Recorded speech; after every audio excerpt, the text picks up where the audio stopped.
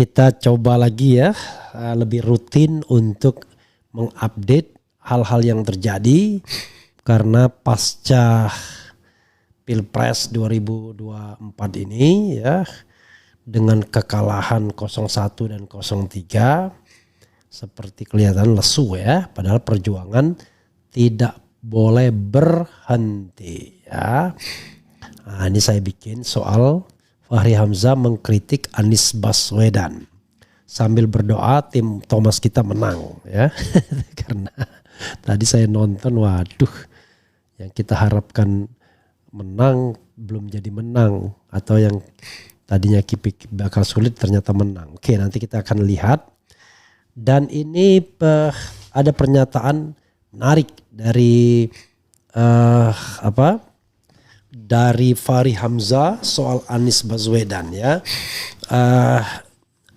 Anggap saja beritanya ini benar, tetapi yang paling penting ini kan soal pembelajarannya. Nah gini, soal pembelajarannya nanti kita bahas satu-satu. Tidak semua salah apa yang diomongkan Fahri, tidak semua salah, tetapi bisa jadi itu apa istilahnya ya, itu ada beberapa benernya ya. Jadi ada benernya. Coba kita lihat misalnya ya, kita coba bacakan apa yang disampaikan Fahri Hamzah tersebut. Dan saya juga tidak bisa mengerti ketika Anies menyempatkan diri ke Aceh ya, for what? Pilkada mungkin ya, kita nggak ngerti juga. Padahal ditunggu konsolidasinya. Oke, coba kita bacakan. Ini dari Akbar Faisal Unsensor ya. Tapi kita bacakan persis, lalu kemudian kita akan bahas ya standing position dari Fahri Hamzah ini. Oke. Fahri Hamzah sentil Anies Baswedan, jangan merasa hebat sendiri. Luar biasa ya.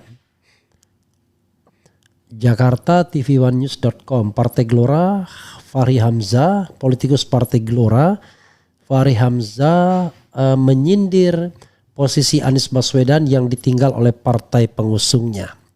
Dia menyebut Anies merupakan korban sebab tidak bisa memimpin politik, tidak bisa pemimpin politik terlepas dari partai politik. Oke. Fahri Hamzah menyetujui pemikiran mengenai karir politik tidak bisa lepas dari keberadaan partai politik. Iya dong, Anies Baswedan adalah korban dari insiden ini. Makanya saya sangat berharap kepada dia untuk titik-titik-titik. Dia ini seorang doktor yang belajar public policy.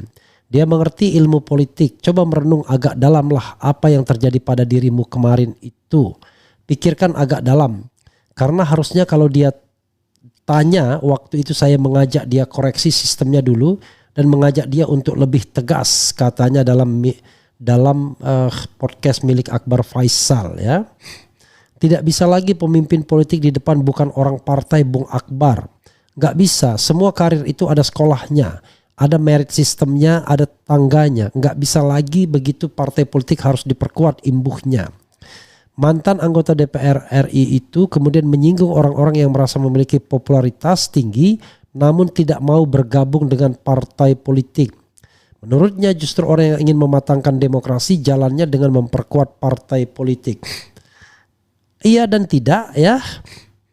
Jangan kita merasa aku ini hebat sendiri loh, aku ini terkenal, aku ini ramai di TikTok segala macam.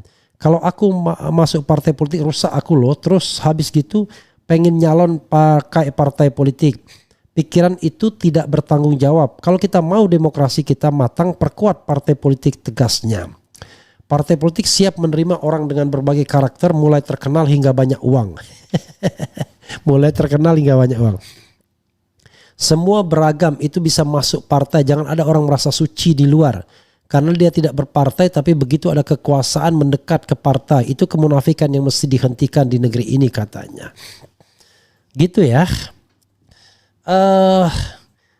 cara berpikir Fahri Hamzah ini ya dia mungkin mengukur dirinya sendiri jangan-jangan ya. Bahwa ya saya kira memang dia berpikir bahwa orang selalu ingin pengen kekuasaan. Dia tidak percaya kalau orang itu bisa juga memperjuangkan nilai ya. Gitu. Saya ingin Anies menang bukan karena saya ingin kekuasaannya, tapi saya ingin negeri ini benar. Nggak percaya mungkin Fahri ya.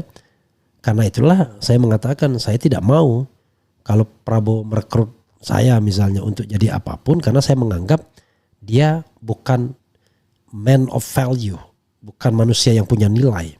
Karena dia menggunakan segala instrumen untuk menang, termasuk instrumen kekuasaan negara. Nah, dalam konteks ini Fahri juga begitu. Dia menggunakan instrumen kekuasaan agar partainya lolos. Dari sana saya katakan ini tidak punya nilai lagi.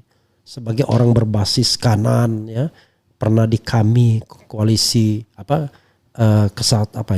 kami itu Kesatuan Aksi Mahasiswa Muslim Indonesia, kemudian pernah di PKS, Partai Dakwah, pecah membuat Partai Gelora, tapi jalan yang sangat jalan yang sangat pragmatis itu tetap tidak saya setujui. Jadi kalau kita mau masuk partai apa dulu? Semua partai jadi pragmatis. Kita juga bingung kan? Oh, nanti kita perbaikin dari dalam. Bullshit, saya bilang. Kalau ada orang ya mengatakan bahwa kita bisa memperbaiki dari dalam, itu bullshit. Ya, saya mengatakan bullshit kalau orang mengatakan bisa memperbaiki dari dalam. Jadi yang dilakukan adalah kita melakukan dekonstruksi terhadap partai-partai yang ada, melakukan delegitimasi partai-partai yang ada, sehingga partai tidak merasa benar sendiri. Sekarang kan partai merasa benar sendiri. Misalnya dalam hal presidensial threshold, saya tahu Gelora adalah partai yang mendukung penghapusan presidensial threshold. Tetapi ketika Gelora masih kecil, saya nggak membayangkan kalau Gelora besar, selalu dia akan ada suara yang mengatakan bahwa ada alasannya untuk mempertahankan presidensial threshold. Nah, ini yang menurut saya value-nya itu nggak ada. Jadi value-nya itu tergantung pada besar dan kecilnya. Kalau value-nya bergantung pada besar dan kecilnya, ya udah, namanya pragmatisme. Jadi sangat bergantung pada kepentingan.